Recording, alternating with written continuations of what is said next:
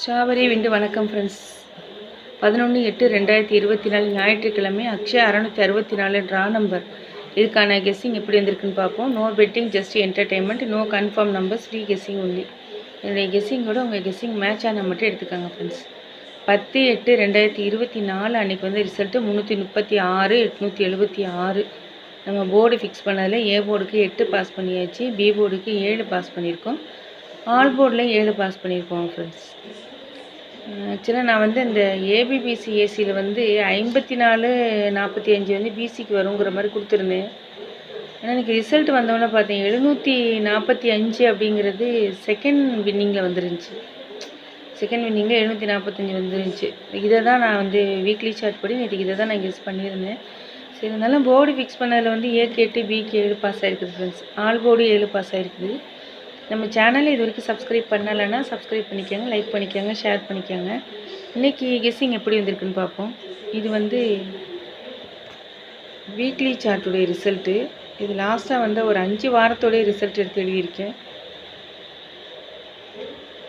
இதில் இந்த ஃபஸ்ட்டு எக்ஸ்போர்டு இருக்குல்ல, எக்ஸ்போர்டுடைய நம்பர் 4 வந்து சி போர்டில் பாஸ் ஆகிடுச்சு, 3 ஏ போர்டில் பாஸ் ஆகிருக்கு. அப்படி பார்த்தோம்னா அடுத்து நமக்கு 6 தான் வரணும்.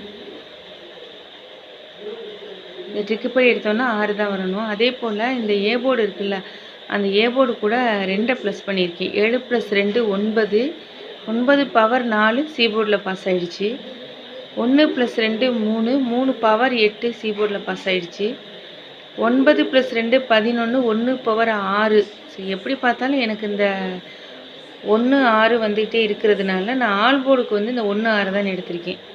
ஏன்னா எனக்கு இதுலேயும் 1 6 கிடைக்கிது, ரெகுலர் சார்ட்லேயும் எனக்கு 1 6 கிடைச்சதுனால நான் ஆல் போர்டுக்கு எடுத்திருக்க நம்பர் வந்து 1 பவர் 6. அதே போல் நிறைய ட்ரிக்கு வச்சு பார்க்கும்போதும் இந்த போர்ட்லேயும் இப்போ இதுலேயும் பார்த்தாலும் 5 0 3 8 9 9 டபுள்ஸாக வந்துகிட்டே இருக்குது. இந்த 7 2. அதே போல் வீக்லி சார்ட்டில் பார்த்தாலும் சில ட்ரிக்கு படி டபுள்ஸ் தான் வருது. உங்கள் கெஸ்ஸிங்கில் டபுள்ஸ் ஏதாவது ஸ்ட்ராங்காக வந்துச்சு அப்படின்னா நீங்கள் எடுத்துக்கோங்க ஃப்ரெண்ட்ஸ்.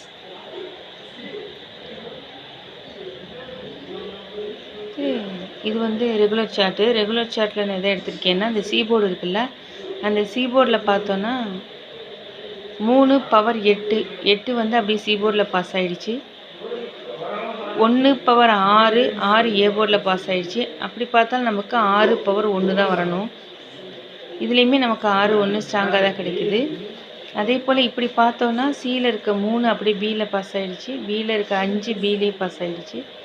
பார்த்தோம்னா 7 இருக்க 8 வந்து பிக்கு வரணும். இது எல்லாத்தையும் நான் மேட்ச் பண்ணி தான் ஏபிசி போர்டு வந்து ஃபிக்ஸ் பண்ணியிருக்கேன் ஃப்ரெண்ட்ஸ். ஸோ இதுலேயே எனக்கு 6 1 கிடைச்சதுனால நான் ஆல் போர்டுக்கு எடுத்துருக்கிற நம்பர் வந்து 6 1.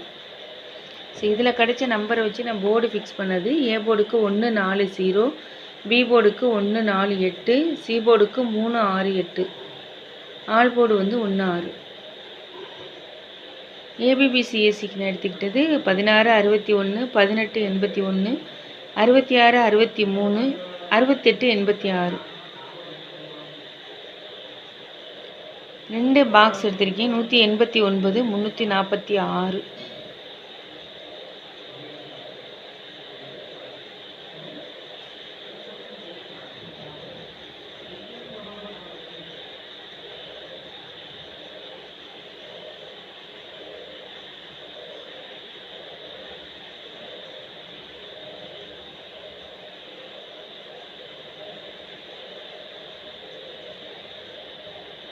Machine number 468 0 12, 0 power 5, 1 power 6, 2 power 7.